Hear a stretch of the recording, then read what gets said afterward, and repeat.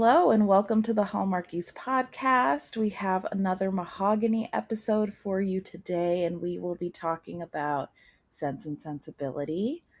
I am Dory, and I am here with Jazzman and Anne. Our friend Bree will not be with us today, but she will be back. Don't worry about that. And we can't wait until we can record with her again. So let's get started. Let's jump right in. I feel like we have a lot of things to talk about with this movie. You know what? I didn't even let you guys say hi. How rude of me. Oh, that's okay. How rude. I can't believe it. Say hi, Anne. Hi, everyone. Jazz. I am here with my teacup. We had to set the scene a little bit. I know you're really getting in the spirit. I love this for us. Okay, so I'm going to jump right in. I am dying to hear your overall thoughts about this movie. But first, maybe I should give a little synopsis of the movie. How about that? Just a little bit for the fans.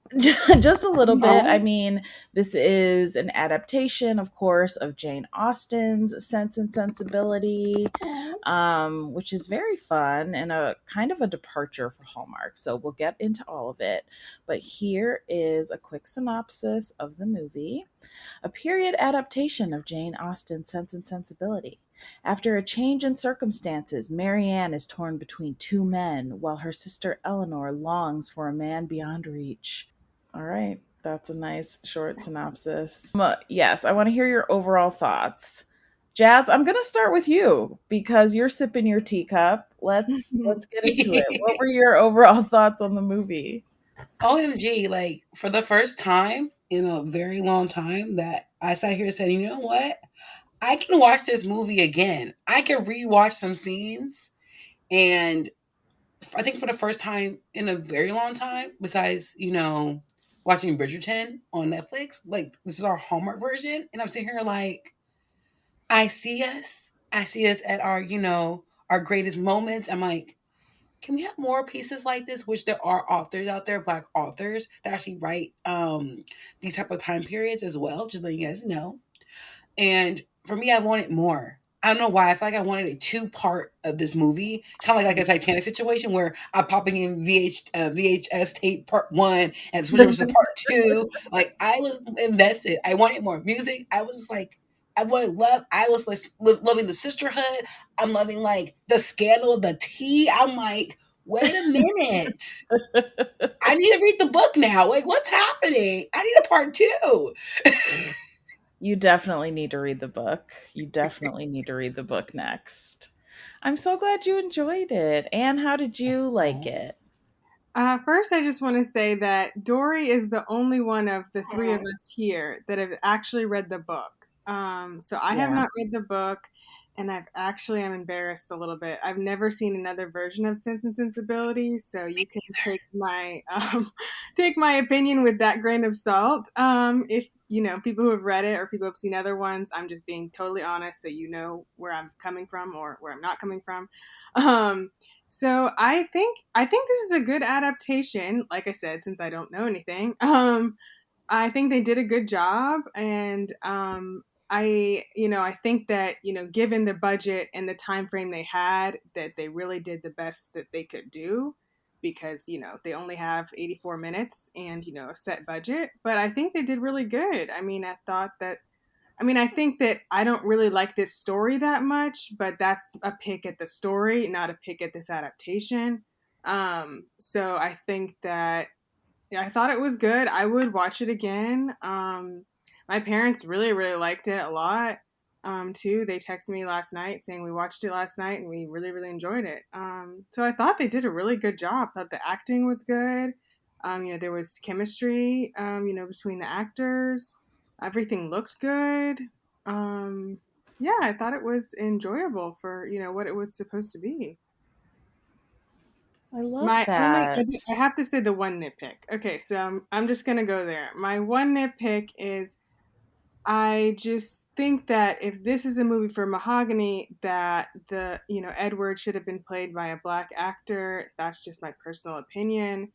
There's four Mahogany movies a year. Hallmark puts out about 85 movies last year. So I don't think four with, all black leads is asking a lot. But it's Mhm. nothing against Dan. I think he did a great job. I really like him. I usually like his movies. He did a great job here. That's just, the just something I just need to say. So, yeah. Yeah, I hear ya. I hear ya. Definitely agree. Was there any talk online? Did you see? I haven't really looked online, but were there other people mentioning that at all, Anne? I was really surprised that I didn't see like people saying anything about it, like when it came out that he was in the movie, or like when it was premiering. I never saw anybody say anything, and I was kind of Huh. shocked. I mean, I understand that they wanted to boost the ratings, they wanted to get more people to watch it, so that's why they cast him. I get that that's a money thing. But yeah, I was kind of surprised that nobody else was kind of like questioning it. At least that I saw. Maybe there were people, but I didn't see them. So I don't want to say that there was nobody. But yeah. Yeah, I kind of felt like it would have been interesting if this wasn't a Mahogany movie and they did it Bridgerton style Hmm. and did it like truly multiculturally. You know what I'm saying? Like I would Definitely. have liked to see that. Hmm. Um but anyway, you know what? It We don't work for Hallmark, so we're not making the decisions. Yeah. But just putting it out there, it would have been fun to see, like a Bridgerton-esque remake of this with like a lot of different if you're going to, why not just go for it? If you're gonna Totally. make it so that that it's multiple races, then just go and do all different kinds of people. Yeah. Yeah, Yeah. we seen it before. Like we seen it in like Roger Hammerstein's Cinderella. All those people were, Totally. blind Yeah. casted. We never question to this day how a white man and a black woman created a fine Asian man. I 100%. said what I said. And they could have had made a Jane Austen solo by itself in Mahogany film, and it also has Sense and Sensibility be that blind casting as a last movie of like a five, like boom, we're giving you this all with all different actors, races, colors, and we would have been like, I'm feeling this. Yeah. Yeah. That's what I was thinking while I was watching it. I was like, I'd love to see a more multicultural version of this. So like Anne mentioned, I have seen Sense and Sensibility, all of the different adaptations. I've read the book. And not only that, Sense and Sensibility is probably my favorite Jane Austen, favorite book, and favorite adaptation. The movie in the 90s with Kate Winslet and Emma Thompson and Alan Rickman is like one of my favorite movies of all time. I rewatch it consistently. I love it. So I was really nervous going into this because I was like, you got to be kidding me. They're going to do this in 84 minutes, Sense and Sensibility. I was not feeling it. It's a big Um, I was they had a lot of hurdles task. to cross for me, and I was really impressed. I think they did a good job. This is a good adaptation, I felt. The acting was good. The story felt the pacing was a little tough for me because they had so much to try and fit in such a short period of time. Hmm. um it felt a little choppy to me, and I think that's just because I know the context, you know what Yeah. I'm saying? So like I kept wanting more from the scenes because I knew the fuller What was story. supposed to be there? Yeah. Exactly. So, but I still thought this was such a good adaptation. I thought everyone looked beautiful.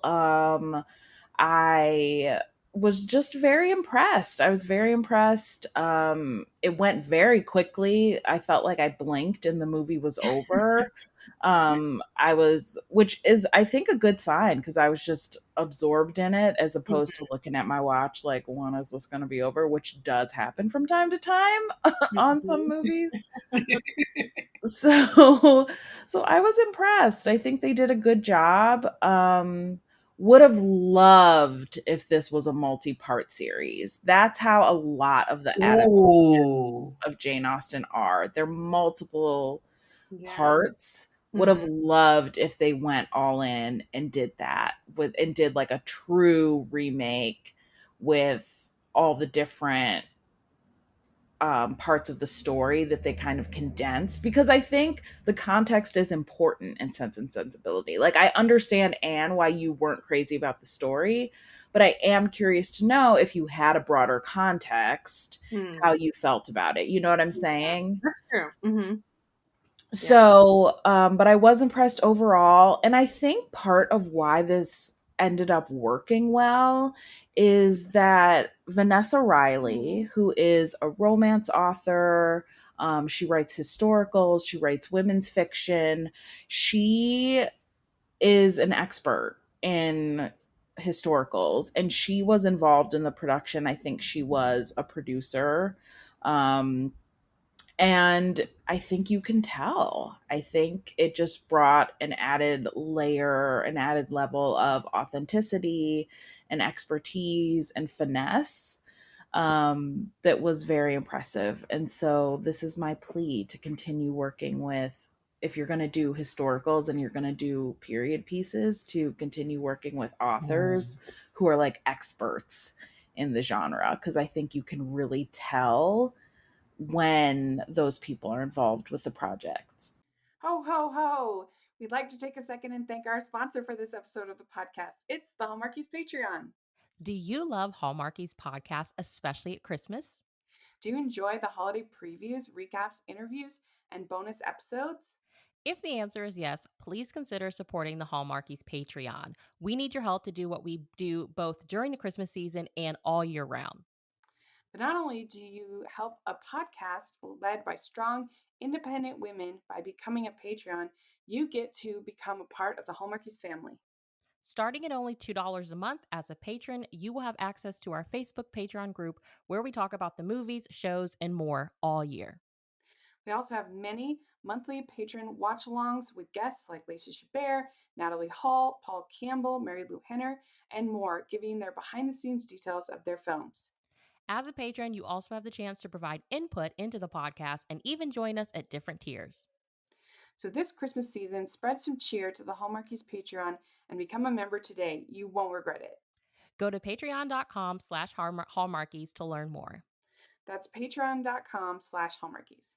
So, one thing I need to talk about, and I know Jazz is down to talk about this especially because she is the one who texted me about this and alerted us to it. She said, she was like, it's the music for me. I was like, the music? What are they even going to be doing music wise in this movie? Oh, she was right. We need to talk about the music for a second. They did orchestral versions of Kiss from a Rose and Weak by SWV. I was not ready, Jazz. I was not ready either. I sat there, y'all, on the couch. I'm like, okay, they're going Eleanor and Edward. They're going through their motions of like liking each other. All of a sudden, I hear like like the strumming of like the orchestra. I'm like, wait, they playing weak. I'm literally here giggling like, oh my gosh, I need this in my life. I'm like, can we get more R&B songs in classical music form? Like, I'm here for it. I know Bridgerton started this trend of it, Mhm. but at the same time, I'm like, I need more. I need more R&B artists. I need your music be on this level because I will go to a ball. Like, I'm dead serious, y'all. I want to go to a ball and y'all play this, and I will be down for the ride. I will learn this. I will learn the steps just because they're playing this classic, the black version, of course. But still, I know. I felt like it gave this movie a nice mahogany twist to have some R&B music in the least expected place, right? Like a Yeah. historical period drama. I loved that touch. Like I thought that was so cool and so fun. And I'm with you, Jazz. Like I'm ready to go to an all R&B ball with an orchestra in the full dresses. Like we need that in our lives. Yeah, maybe we could coordinate. Maybe go out. It's our courting season. Like, let's go out and like mingle. With the common folks, and you never know who we can match with. Like, I am down for the ride. Like, Yes. Anne, what did you think about the music? Okay, so part of everyone, most people know that I'm mixed with black and white. Well, my white side really doesn't allow me to attune or do anything musically, which is why I did not even notice any of the Anne! we so love you, Ed. Like, Ed, if songs. you got a country list, let me know, sis. Like, cause I need some more country in my life. No, Like, it's not real even shit. that. It's just like when it comes to like staying on beat or like listening for things, it's like my ears are just terrible. And it's really bad. And my husband's the opposite. He can like hear and notice, anything because he played drums in high school and he knows all that stuff and he can like listen to the first 3 seconds of a song and he knows what it is. I don't know what song it is until they start like singing, and I mean singing for like 30 seconds. And then I'm like, oh, it's this song. Like I'm just really slow about music things. So I didn't even notice. So I told them to tell me when, because I know Kiss from a Rose. So I told them to tell me when it was playing so I could go back and watch the scene. And then, of course, I'm like, oh, how did I not know this? This sounds just like Kiss from a Rose, in the ball scene with John and Maryann, or where he's ignoring her. And I was like, wow, this is like, sounds really good. And there was a few times in Bridgerton where I did notice, maybe it was like a song I like really, really knew. And so it's like, Mhm. plus I'm listening for it because I know that they do it. So Right. that probably helps my really bad sense of music to like be ready for it. But I think it's awesome. I think it's something they didn't have to do, but they went Right. out of their way and did it. And I think that's great. It definitely adds something. It elevated the scene for me. Like, even Yeah. when Kiss from a Rose dropped, I was like, I felt that, and I need like that's one of like my favorite Seal songs of all time. I will Mhm. watch Batman and Robin just because that song is in that movie on the soundtrack. And when they played it, and I sat here like, especially because her heart was broken. Like, this is Kiss from a Rose. It was like a slap in the face, like a kiss from a rose. Like, boom, Yeah. like you just crushed. I'm like, it took it to a whole nother level. I'm like, I felt that pain. I Personally, though, know. When I heard Weak, I lost it. I was like, "What?" Of all the songs, it was so perfect. Of hmm all like the songs you could pick, I was like, "This is for us. This is yes. for us. This is for the culture." Thank you. I loved it. Thank you to the person in Um charge of the music. You Yes, understand the thank assignment. you. You absolutely made the viewing experience for us. It was so fun. I wish they would have had more songs, but I understand That clearing part, I'm songs like, for if you movies got, is expensive, so I get it, but I wanted more. but if you had other song choices that you wanted to add into the movie, please let us know so that we could like geek Yeah, out because I want to know the other song choices that you wanted to put in the movie because just these two songs alone, like you already told me that the soundtrack would have been fire. I know. Give us the soundtrack. That's what we want. Yes. So thumbs up on the music. Great job. So now I want to talk some highs and lows. I want to know what your favorite character or scene was, and then what your least favorite character or scene Ooh, was. okay. And I'm gonna start with you. Okay. So my favorite character is definitely Eleanor. I don't know. I think I identify with her a lot. That's probably why she's very like responsible and just, always thinking, trying to help her family and, just kind of what do you call it? Be like a mediator and just kind of, help people. And I don't know. I just really liked her, and I thought Deborah did a really great job portraying her, and she looked beautiful in Mm-hmm. everything. Her makeup, her hair, she looked great. So I really liked her as a character. And I think some of the scenes I really liked were I thought her and Dan just had really good chemistry. So whenever the very few scenes they had, I really enjoyed those scenes of them just, walking and talking, or the montage they had, or when he gives her the sketchbook. Um, I really enjoyed those scenes a lot. And I definitely the least favorite character is definitely the sister. I don't even remember her name. The She sister-in-law, the, Fanny. yes, the sister-in-law fan. Yeah. She Mhm. was the worst. You were supposed to hate Villain. her, and I hated her. So Mhm. We all did. she was, yeah, she's terrible. So she's Mhm. definitely the worst. Um, but yeah, those are my least favorite and favorite characters. And yeah, I'll let you guys go, and then maybe talk about other scenes we like. But yeah.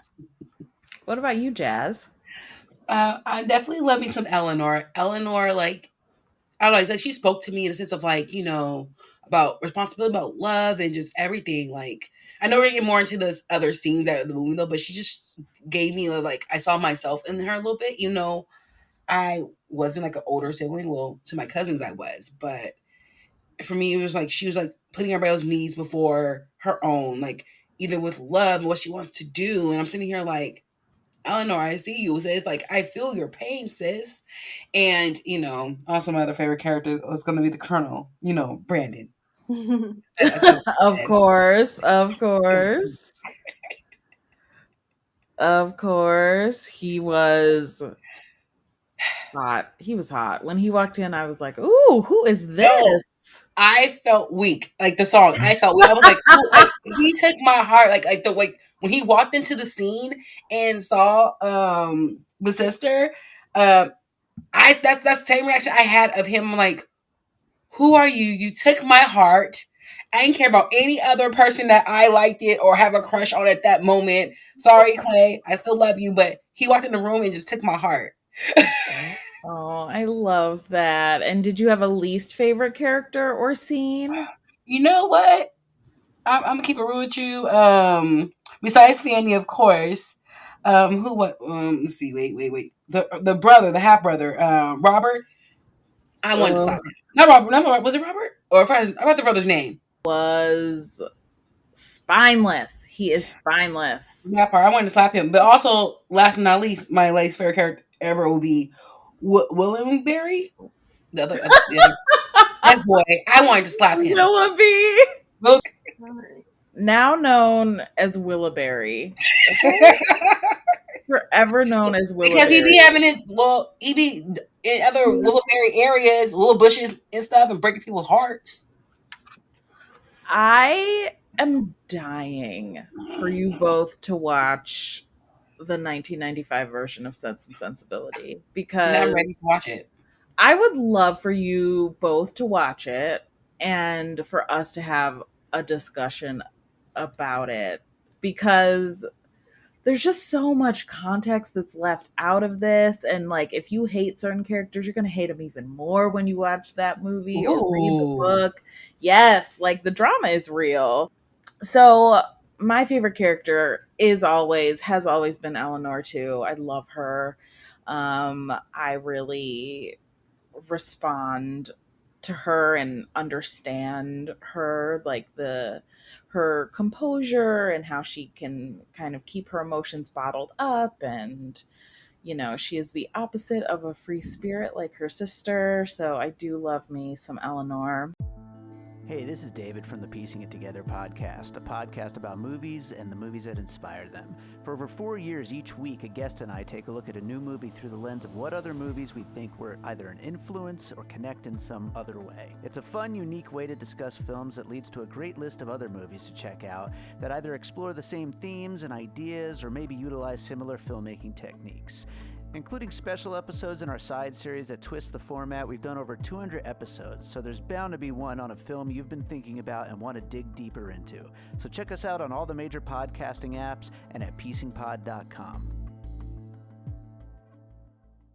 I think that my favorite scene in this one is when Edward at the end, when Edward comes to profess his love and hopefully propose, and he's clearing up that he is not married.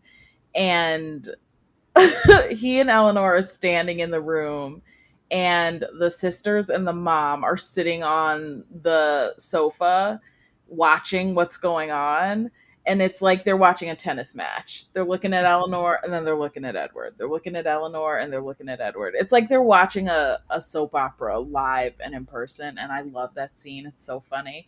And then when they go to the other room, he proposes, how they run to watch and eavesdrop. They're all just so invested. I love that scene. It's so cute. Least favorite character is Willoughby for sure. He is like, isn't it funny how no matter the century, there is always a man who's going to do you dirty like that. It Well, does. that's what I Every time. so this has been going on for Uh-huh. centuries, I'm like, I don't know Uh-huh. if that's good or bad. I think it's bad, but it's just bad. Uh-huh. It's just terrible. Yeah. Uh-huh. How Oh, a man will make a fool out of you. Child. Deny your presence. You're standing in front Okay. of him. He won't even take your hand and say hello after he was about to propose. Brutal. In front of people? Oh, And oh, come on. just brutal. And I think it's interesting because I think that's why Jane Austen, like her stories are so enduring, because it doesn't matter the culture, the time period. Like a lot of these themes are so universal, right? Like the idea of Willoughby basically love bombed Maryann and then Oh, ghosted her. That is stuff that still happens now, oh yeah. and this idea that what I was really struck by and what I was thinking about was, have you guys heard on social media, there's a ton of talk about what it's like being the oldest daughter and how that impacts your mental health and how you grow up and how you function in the world. There's all this talk on like TikTok, Instagram about the experience of being the eldest daughter, right? Hmm. yes. All the And memes. yes, all the Oh, I'm memes, the oldest. Da, da, da. I'm the middle. And the middle is just like silence. And then the youngest like, oh, did this. I'm like, child. right. The youngest is like, I get away with everything, and the oldest one is Yeah. the responsible one, and their parents were the strictest with them, and they helped raise their younger siblings, and it's just so interesting that we hear about that today across cultures, right? I have friends of all cultures who experience that as being the eldest girl in a family. And Eleanor is the epitome of the eldest daughter, right? Like her father dies, her mother is not really helping. Her mother's like, "No, I don't want to live there." And Eleanor's like, "Listen, mom, I am trying. Yeah. I am trying so hard to get us settled, and you are not helping at all." And she's trying to, keep Maryann together. And it's just so interesting how centuries later that is still how we function as humans. So It is anyway, really interesting. yeah. So I love Eleanor, hate Willoughby. Um yeah, I I think think that's the parts I didn't like is I'm just like I'm a woman who knows what it's like to be lied to, misled, withheld mhm. information. And so to see two women kind of face that, I was kind of like, Mhm. ugh. I just Mm, feel like triggered into my own into my own like pain of like disappointment and anger, towards somebody who's done this, to me, Right. and like and seeing both, it's like if it happened to one of them, it would have been like okay, but it was like both of them are kind of like, in this confusing thing where they were misled or not told things, and I was just like, ugh, I just don't like. I know. But Yeah. Good. in the end, it all worked out, and that was good. It was just, yeah. Yeah. yeah. But I think what I love so much about seeing this movie blindly, because like I said, I never read the book. I never got to see the other adaptations. I know they're out there.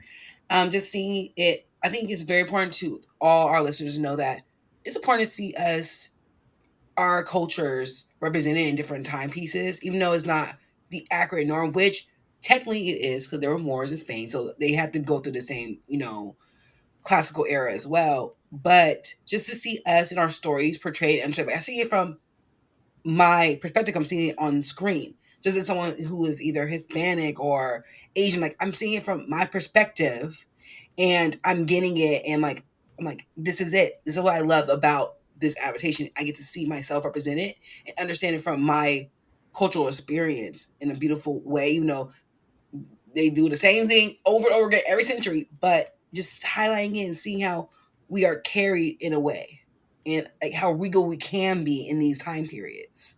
That's Mhm. what I love. Yeah, The I'm young glad they here. did that. I'm really glad that they I mean, I was really on the fence about I'm like, why did they choose to do this for our Mahogany movie? But I'm glad they did, you know? Um I'm definitely glad that they did.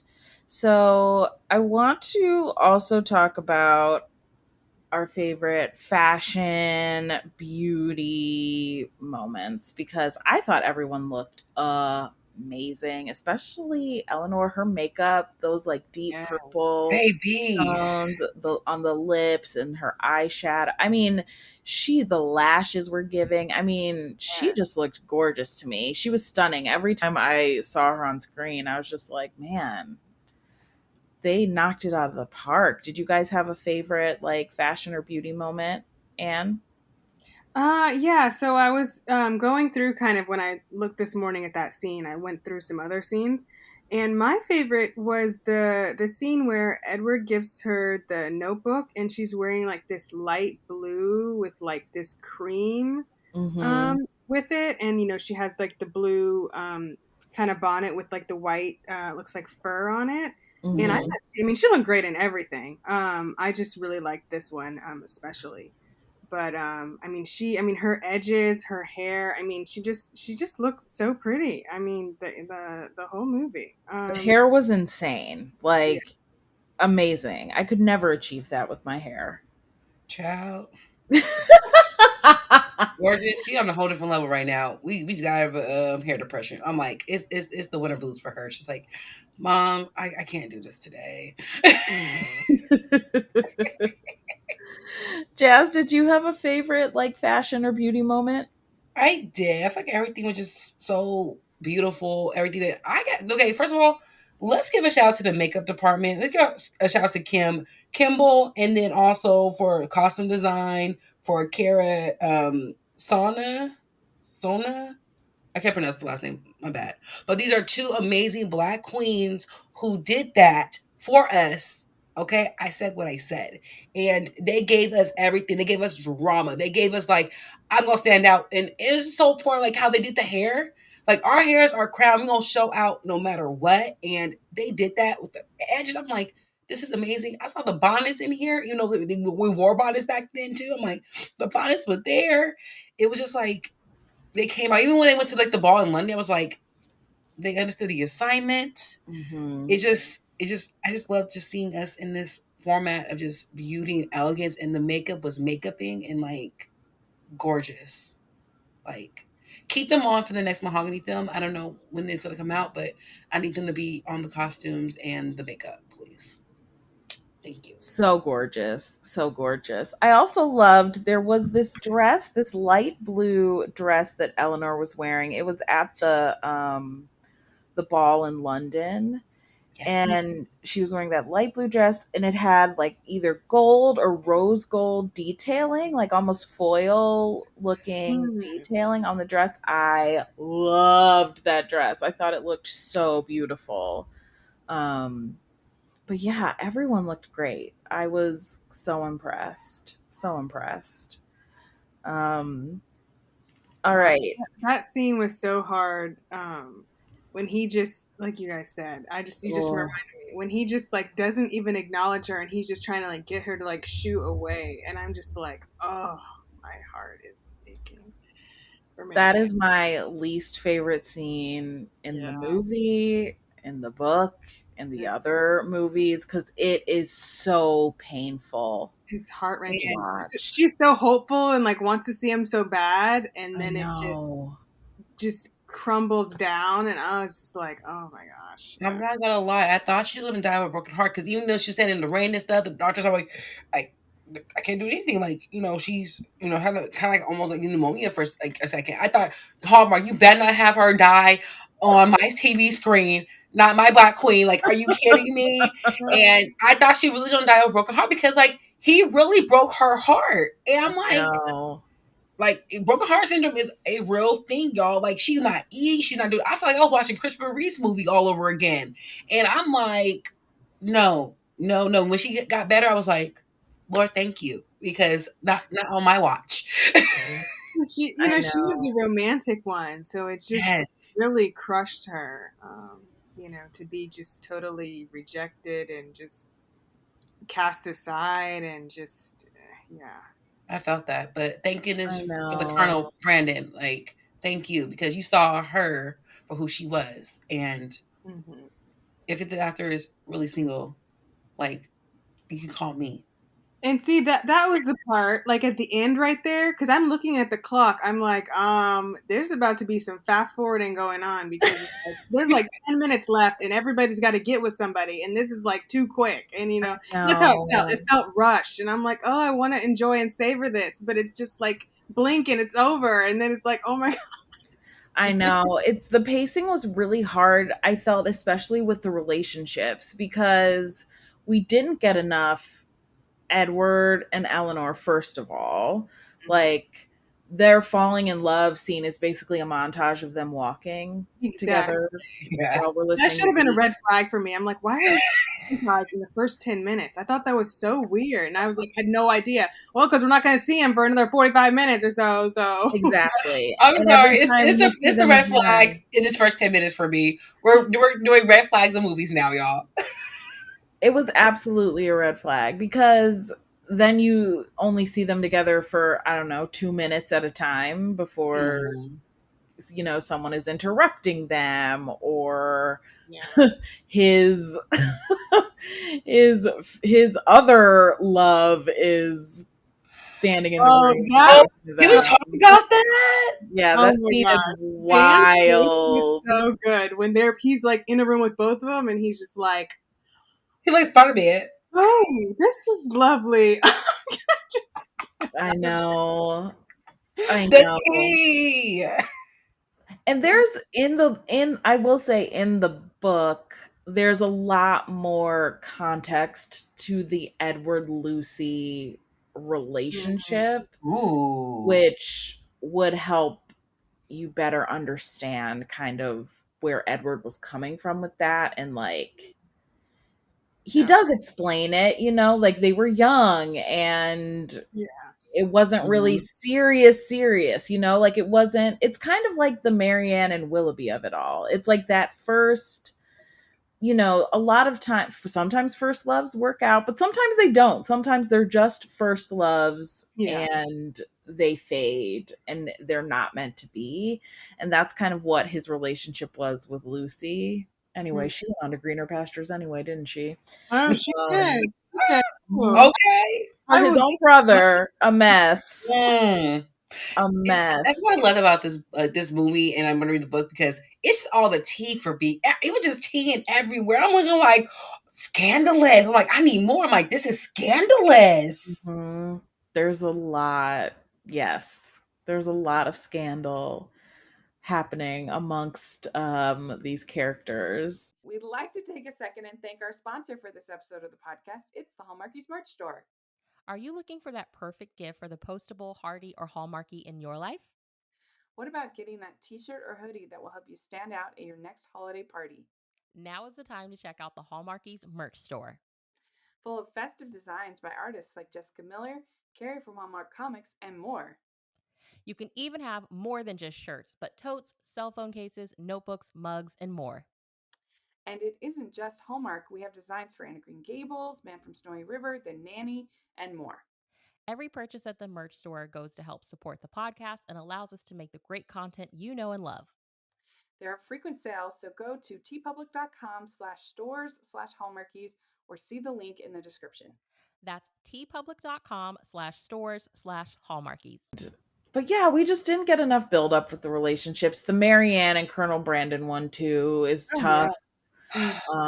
This Um, one should have been a two-part movie. I said what I I said. I don't care. know, I Yeah, I don't know. like. I'm not someone who thinks. Well, it really wouldn't be a sequel. It would just be the whole movie. But it's like I'm not really someone who believes in like sequels or two parts. But this one definitely needed to have it, just so we could see the whole picture. Yeah, and Right. have a bomb cliffhanger, and then you're sitting here like, what? It could have been a two-part event, like a 2-day like arch over that weekend. Like this is part one airing, this is part two airing, and I can get on DVD and be fine with it, and like watch the whole thing, and have a straight to DVD of seeing their baby sister find love. Like I want my like she's like a little cute little sister, like I I want love her when her. she grows up. Like I want to see Fighting her like pirates. her own version that Jane Austen never wrote for her to have her love.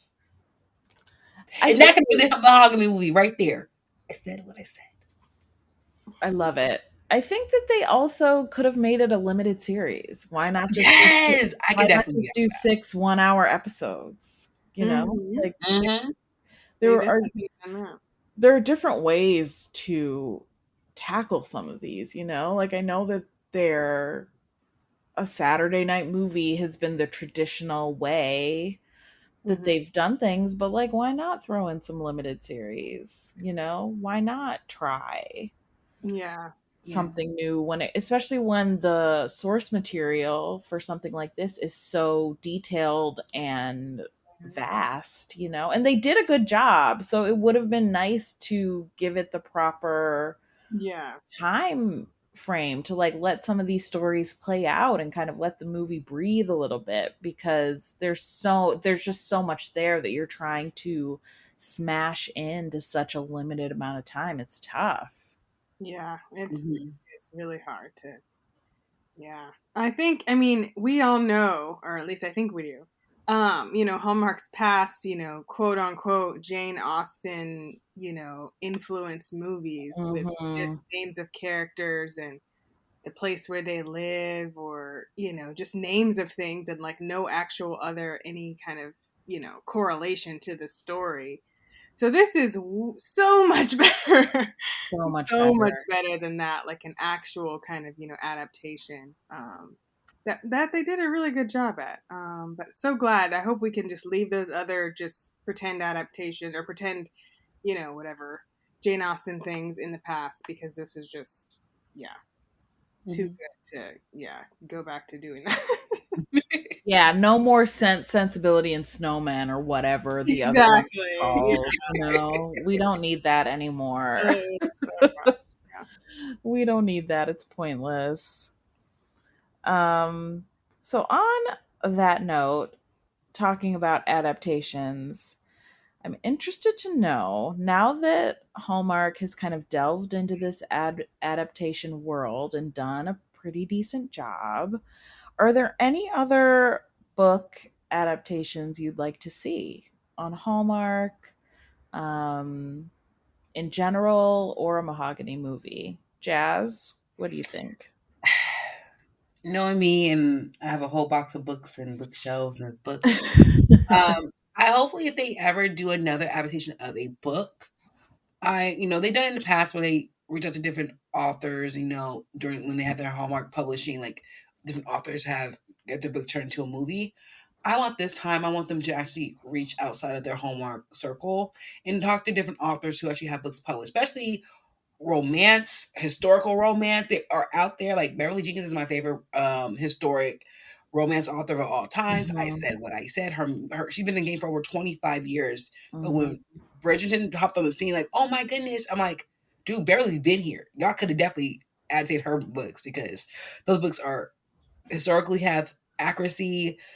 The men of the books, I'm like, they are too fine. The scenes are like too spicy a little bit, but like they spicy, but in a Hallmark sense. But reach out to other Black authors and other authors from other cultures because let their stories be heard and told, and that's what I want. Like I can't think of any other like book series by a Black author to come to my mind, but I know I can see them like on the big screen for say. But if they reach into their bag and actually search for authors, they can find something to bring to the table. Yeah. For sure. I think I love Beverly Jenkins too, and I think that yeah, I think you're absolutely right. I think another author is Brenda Jackson, and Yes. she does like family series. There are like her Westmoreland series. Um, I would love to see Hallmark tackle those stories, or even a Netflix, with seeing the success of Bridgerton. It's like, why not have some of these, you know, why not branch out and look into some of the Black authors who write historicals and give us that? They're out there. So I would love to see that too. And what about you? Well, for me, I'm not a very big reader. So I don't really have like a specific, book that I would say. But they did such a good job with this. I would really like to see some other just historical fiction books done, and have like, you know, people of color, black people, in this time where we haven't seen that much. It's still a very new thing that, to have those kind of, adaptations or things, with, people of color. And so I would just love to see, some other ones. I would definitely support it, seeing how the quality and how they really, tried to make this really good, which definitely showed. Um, so yeah, I don't know a specific one, but I support them doing more. Yeah, because they did a story for Belle. I got the girl's name though, but she's in Beyond the Lights and everything. Like she did an amazing job playing Belle and telling her story. Um, like in that time period as well. I'm trying to think. I had something else on my mind too. I was gonna say too, but no, there are stories out there for us by us. And also, remember how I did like reactions to the Crystal Hearts Collide? Like it should be like a limited series. They did it only on Audible. I Mm. can see that happening in real life. I'm not saying here like I need this to be in real form, like a limited series told by us, like black farmers and black cowboys. Like I want to see that because even though they had Ride like lasting Yes, the whole series, I saw one black cowboy. I'm like, we out here in these streets, cowboying all the way. I'm gonna need our story to come to life, and hopefully it could hear us like bring Kids of Hearts Collide up into a limited series on television or turn it into like a Christmas movie, But I want to see our stories told from different cultures, especially our culture as well. Like we have stories that are being told on Hallmark. Have it here. I don't care anymore how these ratings are going. I'm gonna sit here and support them no matter what. It's y'all viewers at the end of the day, like y'all choose like because they're not my favorite person not there. Step out of that comfort zone, step out that bubble. Like you're gonna discover different things you did not discover before. That's it. That's what I say. absolutely. Absolutely. Well, Jazz, that book series I mentioned, The Westmorelands by Brenda Jackson, you need to read those. They're Okay, they're cowboys, girl. They're black girl. cowboys. Okay, y'all know I fell in love with the each album of Crystal Hearts Collide, because that man was fine. Like he was fine. I'm gonna read that series. Send me the text on that. Like I will how and I will we can text recap this how it you. should be played in the movie. Like let us go. Let's do this. I can do. I'm just Yes, I got you, girl. I'll send you the text. There's also so one of my recent favorite books is American Royalty, and it's by Tracy Livesey. And it's a couple years old now, but it is about a rapper who falls in love with a prince in England. And or is he a duke? Prince? Something. He's royalty.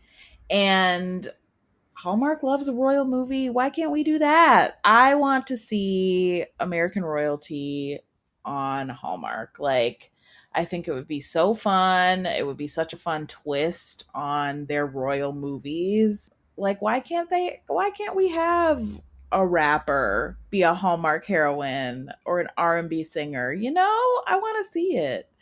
So, that's my pick. American Royalty by Tracy Livesey. Love it. All right. Well, any closing thoughts on the movie?